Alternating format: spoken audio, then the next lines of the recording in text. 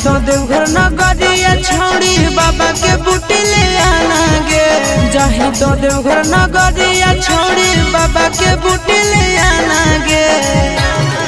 आगे याराबा तोहरा हो गेलो महादेव के दीवाना गे। याराबा तोहरा हो गेलो भोलेनाथ के दीवाना गे।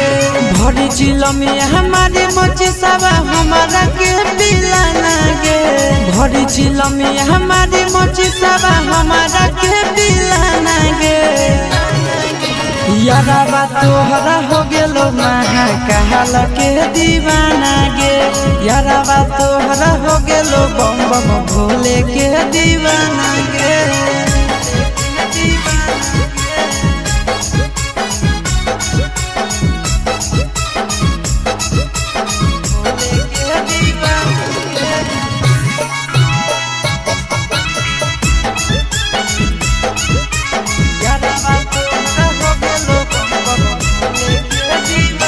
जब से चढ़लौ साबनामा तनिको लागे नहीं नींद।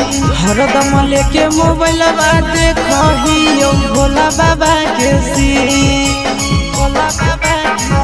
कि जब से चढ़लै साबनामा तनिको लागे नहीं नींद। हरदम लेके मोबाइल देखियो भोला बाबा के सीन। पीबो खाली भांग गांजा खैबो न तनिको खाना गे। पीबो खाली भांग गांजा खैबो न तनिको खाना गे। याराबा तोहरा हो गेलो महाकाल के दीवाना गे।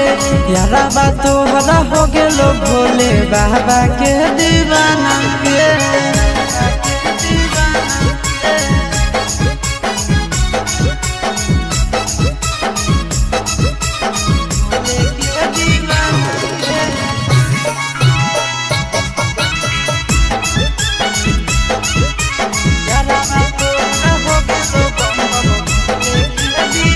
कि जैसे पिया हो भोला विष वैसे पी जैतो आशीष।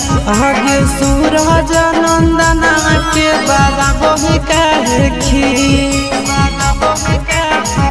कि जैसे पिया हो भोला विष वैसे पी जैतो आशीष।